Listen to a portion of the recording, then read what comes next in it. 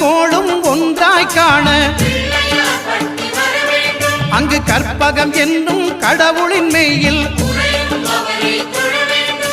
சூரியன் முதலாய் 9 கிரகமும் பலவித குணங்களை கொண்டிருக்கும் எங்கள் கற்பக தருவில் அவை வரும்போது ஒன்றாய் சேர்ந்து பலனளிக்கும்.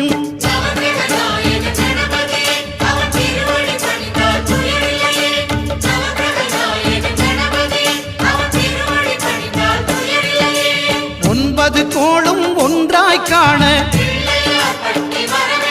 அங்கு கற்பகம் என்னும் கடவுளின் மெய்யில்